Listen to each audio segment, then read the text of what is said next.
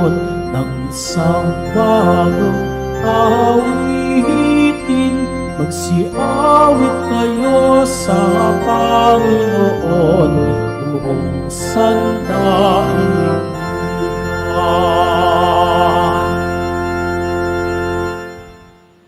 Sa ngalan ng Ama, ng Anak at ng Espiritu Santo.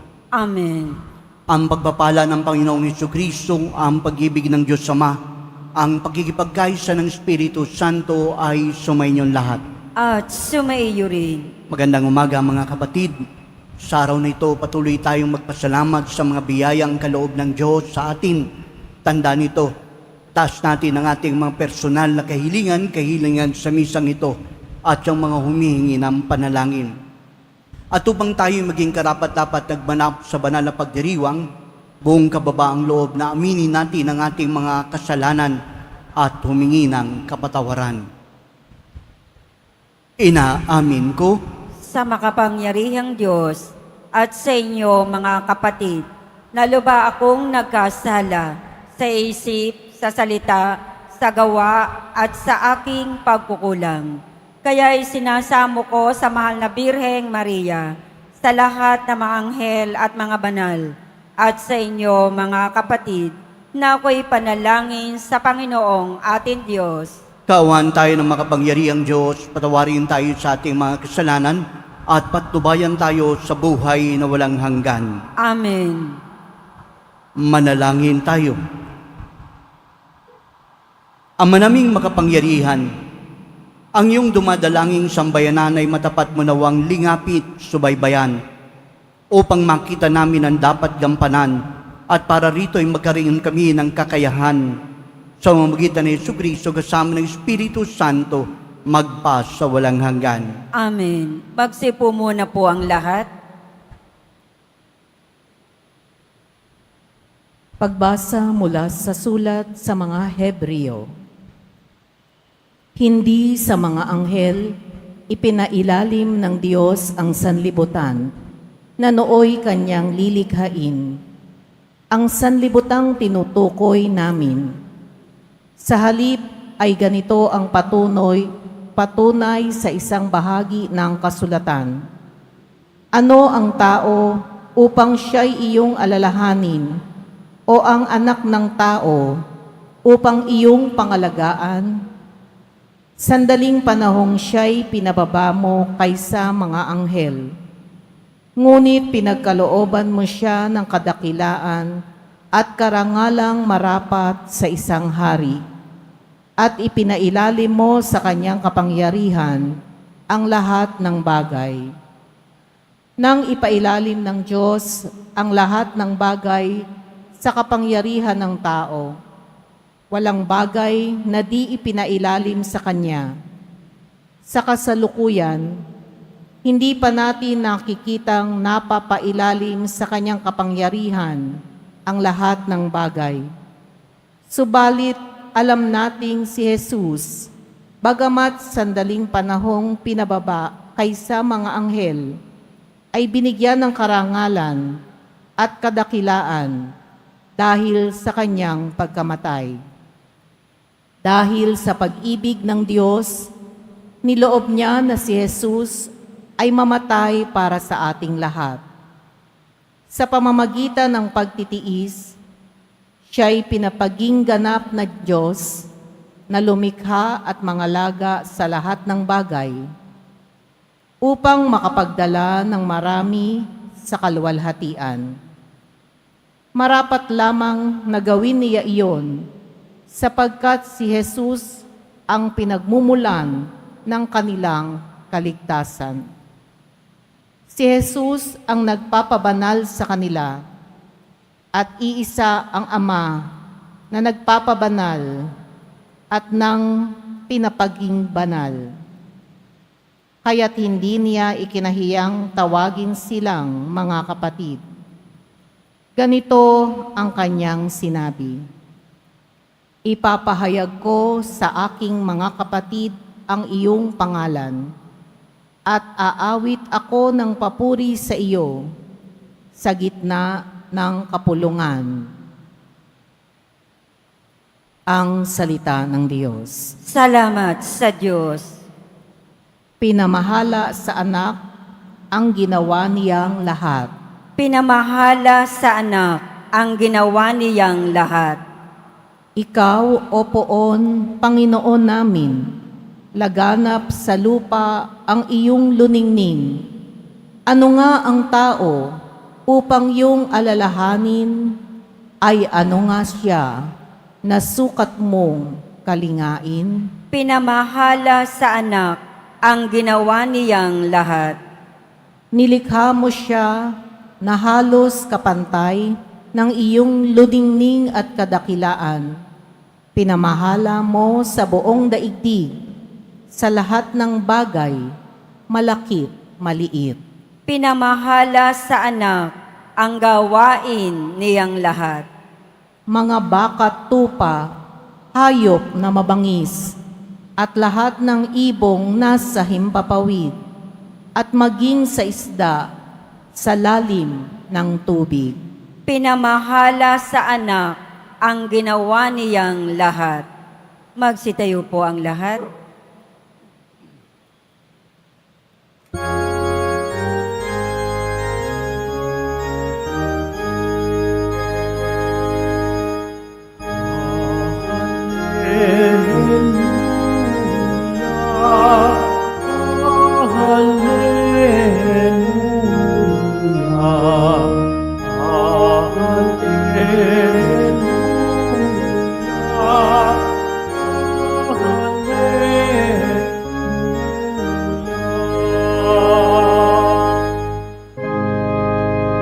Tanggapin niyo ang salita na di sa taon nagmula, kundi sa Diyos na dakila.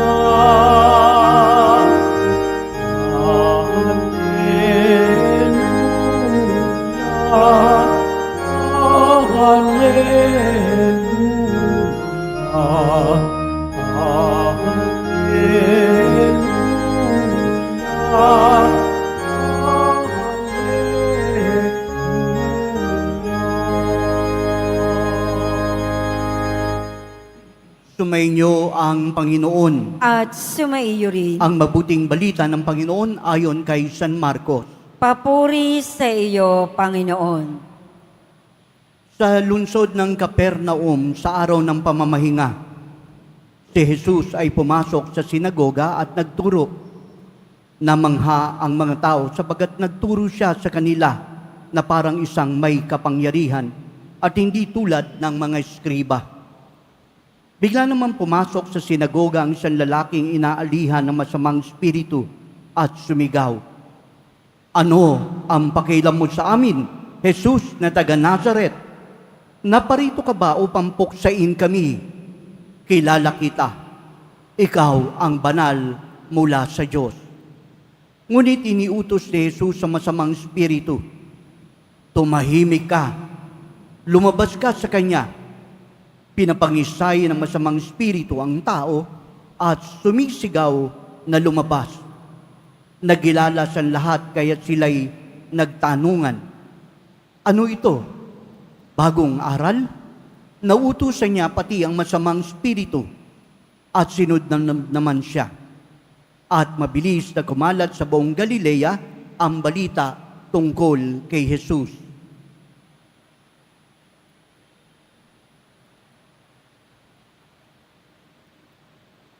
Mga kapatid, ang mabuting balita ng Panginoon. Pinupuri ka namin, Panginoong Heso Kristo. Magsiupo mo ng lahat. Muli, magandang umaga po sa ating lahat, mga kapatid. Ang ating pong ebanghelyo ay nagpapahayag ng tinatawag na misyon ng ating Panginoong Kristo. Mayroon po tatlong bahagi ang mabuting balita na pinapahayag ng ating Panginoon. Una, ang pagpapahayag at ang pangangaral ng mabuting balita. Ikalawa, ang naisin ng Diyos na pagalingin ang mga may karamdaman. At ikatlo, ang palayasin ang masamang espiritu. Mga kapatid, dito po umiikot ang tinatawag na pagpapahayag ng paghahari ng Diyos. At makita po natin ang kapangyarihan ni Jesus. Ang tanong po natin, bakit kaya yung mga eskriba, ang sabi po sa kanila, halos walang kapangyarihan? Ano po ba ang ginagawa nila? Alam niyo po mga kapatid, itong mga eskriba, kapag nagpahayag po sila, nagpapaliwanag po sila ayon doon sa kanilang kaalaman. Nagpapahayag po sila at sinasabi nila ayon kay Rabbi, ito ang sinasabi. Pero sa pagkakataon pong ito, kakaiba si Jesus. Makita po natin na sa kanyang sarili nagmumula ang kapangyarihan. Hindi niya kinakailangang i-quote ang isang tao para lamang patotohanan kung ano ang kahulugan ng kanyang sinasabi. Bagkus, malinaw po kay Jesus na ang kapangyarihang ito ay nagmumula sa Diyos at sa Kanya. Sa bahagi po ng ating ebanghelyo, pinalayas ang masamang espiritu. Aba, yung po palang mga espiritu, masasamang espiritu, kilala nila ang Diyos.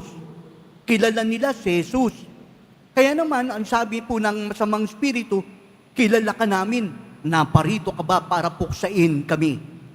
Mga kapatid, kapag nilagay po natin sa pang-araw-araw nating pamumuhay, hindi po ibig sabihin na alam mo na kung sino ang Diyos, alam mo na siya ang poong Jesus Nazareno, it follows na ikaw po ay nananampalataya. Ikaw po ay pinananahanan ng Diyos. Kung ganon, ano po yung batayan para sabihin po natin na ang kapangyarihan ng Diyos ay sumasa atin?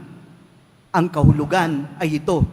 Tatanungin natin ang ating sarili, nagpapailalim ba tayo sa kapangyarihan ng Diyos o nangingibabaw pa rin ang ating sariling naisin?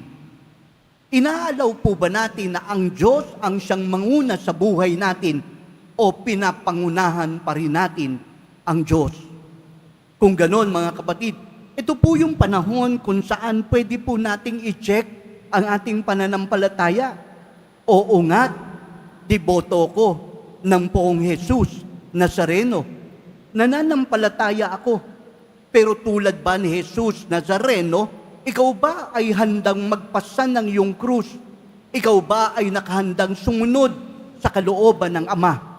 Ikaw ba ay kumikilala sa kapangyarihan ng Diyos? Sa araw pong ito, pinapaalalahanan po tayong magpasailalim sa kapangyarihan ng Diyos, nang sa gayon, ang kapangyarihan ng Diyos ang siyang mamutawi sa ating buhay at hindi ang ating personal na naisin at ang ating kapangyarihan. Mga kapatid, madali pong sabihin na tayo ay deboto ng poong Jesus Nazareno. Ngunit paano po natin ipapahayag ang ating pananampalataya at pagmamahal sa poong Jesus Nazareno? Makikita po ito sa pamamagitan ng ating mga gawa. Kaya naman sa araw pong ito, malinaw na sinasabi po sa atin na si Jesus ang siyang may kapangyarihan. Kung kaya naman kilalanin natin ang kapangyarihan ng Diyos, nang sa gayon, siya mismo ang mabuhay sa atin at hindi ang ating mga naisin. Paano natin po magagawa ang bagay na ito? Una, kailangan po nating pagtibayin ang ating pananampalataya sa pamamagitan ng madalas na pananalangin, pakikipag-ugnayan sa Diyos, nang mas maunawaan natin kung ano ang kalooban ng Diyos para sa atin at magkaroon tayo ng personal na relationship sa ating Panginoon. Kaya naman kapag ito po ang nangyari, hindi na nagiging malayo kung sino si Jesus sa atin, kundi mismo ang pamamaraan ng kanyang pamumuhay ang siyang babago sa atin. Madali pong sabihin ang nananampalataya, ngunit mahirap gawin ito sa pamamagitan ng pang-araw-araw nating pamumuhay. Ano po yung kapangyarihan ni Jesus at saan nanggaling? Sa kanyang salita. Sa kanyang salita, pinalayas niya ang masamang espiritu. Para po sa atin, anong magagawa natin? Tayo'y tao at walang kapangyarihan. Saan tayo huhugot ng kapangyarihan? Nang sa gayon, ang masamang espiritu sa ating buhay, sa ating sahanan, ay mapaalis natin. Ito po ay magaganap lamang kung lagi po tayong nakikipag-ugnayan at nagbabasa ng banal na kasulatan. Gusto nating makilala ang Diyos, gusto nating mapalapit sa Kanya, gusto nating kausapin Siya at kausapin tayo. Sa paanong paraan? Hindi lamang po sa pag-iisip, bagkus kailangan natin buksan ang banal na kasulatan dahil narito ang Kanyang kapangyarihan. Narito ipapakilala Niya kung sino tayo. Tanong, nagbabasa po ba tayo ng Biblia? Binubuksan po ba natin ang banal na kasulatan? Kung hindi pa, ngayong nagsisimula po lamang ang taong, hayaan po nating maging bahagi ng ating New Year's resolution. From now on, magmula ngayon, sa araw na ito, babasahin ko ang Biblia. Kahit isang talata, isang kabanata, ito po'y magbabago sa atin. Bakit? Kasi alam mo na ngayon kung saan nagmumula ang kapangyarihan. Walang iba kung hindi sa salita ng Diyos. O baka naman, mas madalas pang scroll nyo ang inyong cellphone kesa sa banal na kasulatan.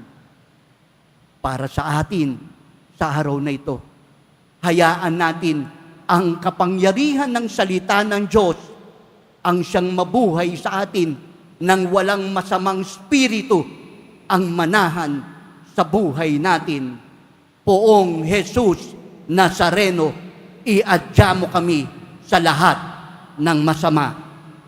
Amen. Magstayo po ang lahat.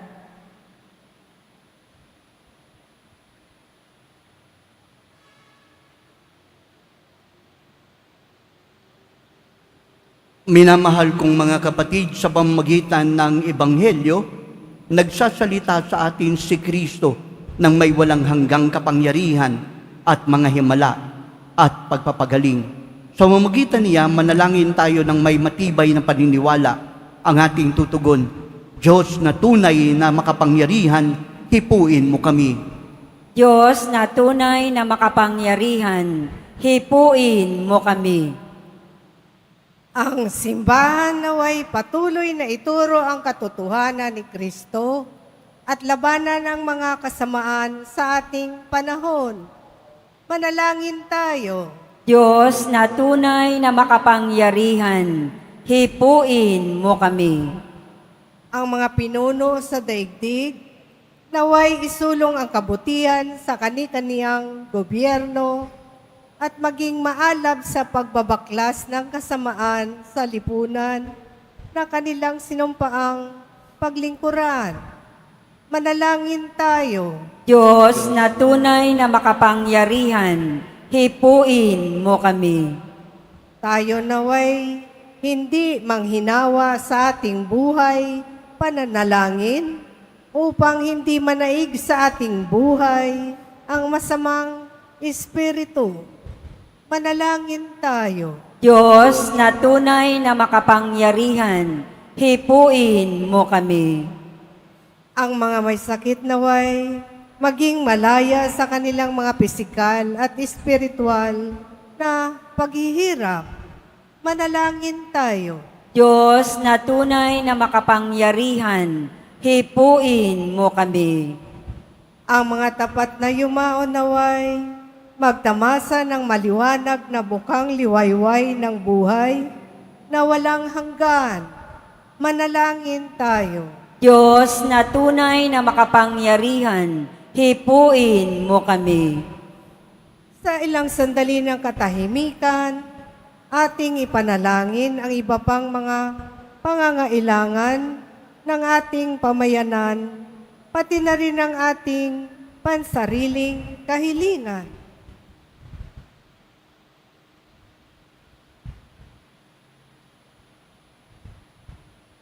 Manalangin tayo. Diyos na tunay na makapangyarihan, hipuin mo kami.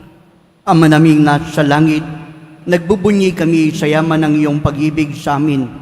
Pagkatatagin mo ang iyong kapangyarihan sa amin at samahan mo kami sa landas ng aming buhay. Inihiling namin ito sa magitan ni Kristo, aming Panginoon. Amen. Magsiupo muna ang lahat.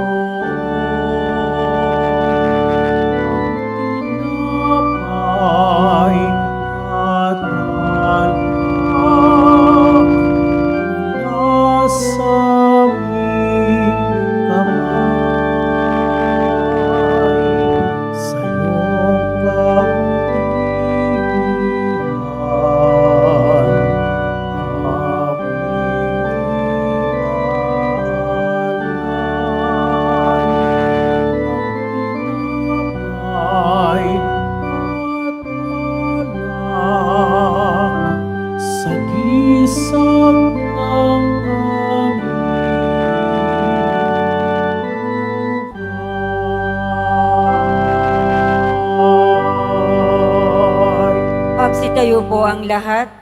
Mga kapatid, manalangin kayo pang ating paghahain ay maging kalulugod sa Diyos samang makapangyarihan. Tanggapin nawa ng Panginoon itong paghahain sa iyong mga kamay, sa kapurihan niya at karangalan, sa ating kapakinabangan at sa buong sambayanan niyang banal. Ama namin lumikha, ang paghahain ito ng iyong sambayanan ay iyong marapati ngayong paunlakan. Pakundangan dito, mapasa amin nawa ang iyong kabanalan at ang masugid naming dalangin ay iyong pagbigyan. Sa mamagitan ni Jesucristo kasama ng Espiritu Santo, magpa sa walang hanggan. Amen. Sumainyo ang Panginoon At sumaiyo rin. at sa Diyos ang iyong puso't isipan. Itinaas na namin sa Panginoon. Pasalamatan natin ang Panginoong ating Diyos. Marapat na siya ay pasalamatan. Ama naming makapangyarihan, tunay ngang marapat na ikaw ay aming pasalamatan. Sa iyong paglingap at kagandahang lubang tayo'y nilikha mo't pinangasiwa sa sansinukob. Sangad mong siya iwas ng lubos, siya'y pinagdusa mo sa kanyang pagtalikod. Sa iyong paggiliw, yung pinahintulot na makabalik siya sa pamamagitan ni Kristo Jesus. Kaya kaysa ng mga anghel na nagsisiawit ng papuri sa iyo, nang walang humpay sa kalangitan, kami nagbubunyi sa iyong kadakilaan. Santo, Santo, Santo, Panginoong Diyos ng mga hukbo, napupuno ang langit at lupa ng kadakilaan mo, o sana sa kaitaasan. Pinagpala ang naparirito sa ngalan ng Panginoon, o sana sa kaitaasan. Magsilud po ang lahat. Ama naming banal, ikaw ang bukal ng tanang kabanalan, kaya't sa pamamagitan ng iyong Espiritu gawin mong banal ang mga kaloob na ito upang para sa amin maging katawan at dugo ng aming Panginoong Jesucristo. Bagus siya pinagtiis ang kusang loob na maging handog, kinuha niya ang tinapay, nagpasalamat sa iyo, pinaghati-hati iyon, niabot sa kanyang mga alagad at sinabi, tanggapin yung lahat ito at kanin. Ito ang aking katawan na ihahandog para sa inyo.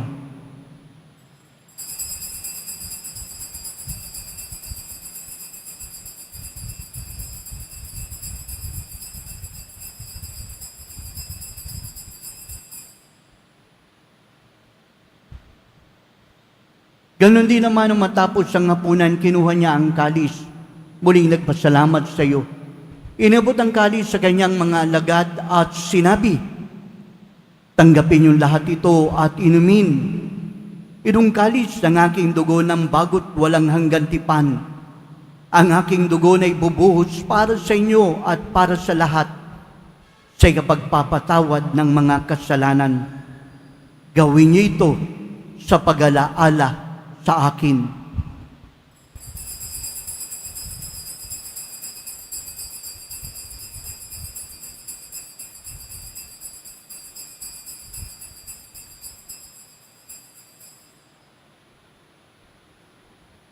Magsitayo po ang lahat. Ipagbunyi natin ang misteryo ng pananampalataya. Si Kristo'y namatay, si Kristo'y nabuhay, si Kristo'y babalik sa wakas ng panahon. Ang mga ginagawa namin ngayon ang pag-alala sa pagamatay at muling pagabuhay ng iyong anak. Kahit nialay namin sa iyong tinapay na nagbibigay buhay, ang kalis na nagkakalob ng kaligtasan. Kami nagpapasalamat dahil minarapat mo kami tumayo sa harap mo para maglingkod sa iyo. Sinasamo namin kami magkasalo-salo sa katawan at dugo ni Kristo ay mabuklod sa pagkakaisa sa pamamagitan ng Espiritu Santo. Ama, lingapin mo ang iyong simbang laganap sa buong daigdig. Puspusin mo kami sa pag-ibig kay San Francisco na aming Papa at ni Jose naming Obispo. Tanang mga kaparian, mga relyoso, diakono at ang intensyon ng iyong bayan. Alalahanin mo rin mga kapatid naming nahimlay na may pag-asang sila'y muling mabubuhay, gayon din ang lahat ng mga pumanaw. Kawa mo sila at patuloyin sa iyong kaliwanagan. Kawan mo at pagindapating kaming lahat na makasalo sa iyong buhay na walang wakas. Kaysa ng mahal na Birheng Maria, Ina ng Diyos, ng kabiyak niyang pusong si Jose, kaysa ng mga apostol, lahat ng mga banal na namuhay dito sa daigdig ng kalugod-lugod sa iyo, San Juan Bautista, maipagdiwang nawa namin pagpupuri sa kararangal mo sa pamamagitan ng iyong anak, naming Panginoong Hesus Kristo. Sa pamamagitan ni Kristo, kasama niya at sa Kanya, ang lahat ng parangal at papuri ay sa iyo, Diyos samang makapangyarihan, kasama ng Espiritu Santo, magpa sa walang hanggan. Amen. Sa dagubili ng nakagagaling na utos at turo ng ating Panginoong Kristo, buong pag-ibig nating tawagin ang ating Ama. Ama namin, Sumasalangit ka, sambahin ang ngalan mo, mapasa amin ang kaharian mo, sundin ang loob mo dito sa lupa para nang sa langit. Bigyan mo kami ngayon ng aming kakanin sa araw-araw at patawarin mo kami sa aming mga sala para nang pagpapatawad namin sa nagkakasala sa amin. At huwag mo kaming ipahintulot sa tukso at iadya mo kami sa lahat ng masama. inihiling namin kami ay Diyos sa lahat ng masama, pagkaraban ng kapayapaan araw-araw, ligtas sa kasalanan, layo sa lahat ng kapahamakan. Samantalang aming pinananabikan ang dakilang araw ng pagpapahayag ng tagapagligtas naming si Hesus Kristo. Sapagat iyo ang kaharian at ang kapangyarihan at ang kapurihan magpakailanman. Amen. Mga kapatid, halinang manalangin para sa kapayapaan. Kapayapaan sa buong mundo. Kapayapaan sa ating bayan. Kapayapaan sa ating tahanan. Kapayapaan sa ating puso. Panginoong Kristo, sinabi mo sa iyong mga apostol, kapayapaan ang iniiwan ko sa inyo. Ang aking kapayapaan ang ibinibigay ko sa inyo. Tunghayan mong aming pananampalataya at huwag ang aming mga pagkakasala. Paggaluban kami ng kapayapaan, pagkakaisa ayon sa iyong kalooban, kasama ng Espiritu Santo, magpas sa walang hanggan. Amen. Ang kapayapaan ng Panginoon ay laging sumainyo. At sumaiyo rin. Magbigayan tayo ng kapayapaan sa isa't isa.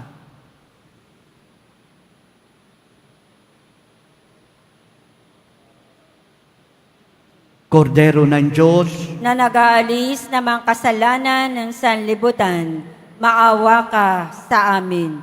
Kordero ng Diyos na nag-aalis ng mga kasalanan ng sanlibutan, maawa ka sa amin.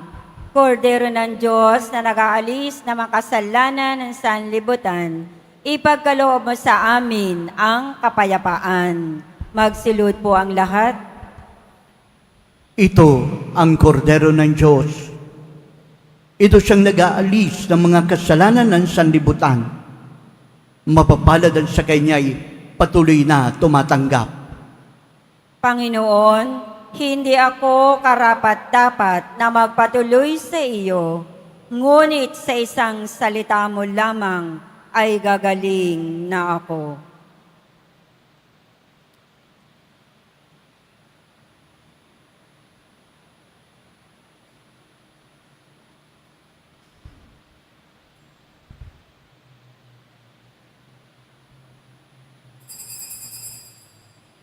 Para sa lahat ng tatanggap ng banal na komunyon, sasagot po tayo ng amin.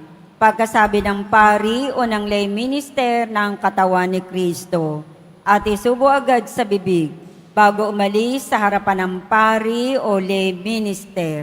Sumunod po tayo.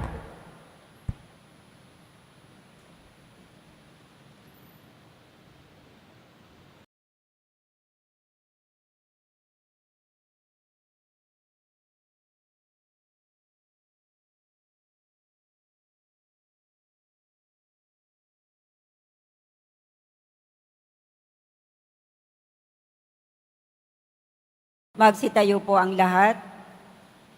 Manalangin tayo.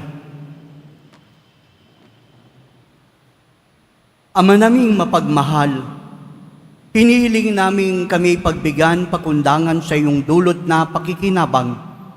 Ipagalob mong ikaw ay aming paglingkuran sa magitan ni Jesucristo, kasama ng Espiritu Santo, magpa sa walang hanggan. Amen. Sumainyo ang Panginoon, At sumaiyo rin. pagbabasbas ng Poong Jesus Nazareno. Mahal na Poong Jesus Nazareno, inihayag mo sa magitan ng krus ang walang maliw na pag-ibig ng Diyos sa sangkatauhan. Pakinggan mo ang kahilingan lalo na para sa mga nangangailangan ng iyong tulong at awa. Magamtanawa nila ang iyong kasagutan ng may utang na loob na tinatanaw at pusong mapagpasalamat. Basbasan mo din ang mga imahen at dasalan, sampunang kanilang mga panalangin, upang lalo kaming manalangin at magtiwala. Sa pamamagitan ng bendisyon na ito, naway lalo kaming maging mapaglingkod, masunurin at mapagmahal at tapat sa iyo, na aming maluwalhating Panginoon magpa sa walang hanggan. Amen. At pagpalain kayo ng makapangyarihang Diyos, Ama, Anak, at Espiritu Santo. Amen. Humayo kayong taglay ang kapayapaan ng Poong Jesus Nazareno. Salamat sa Diyos.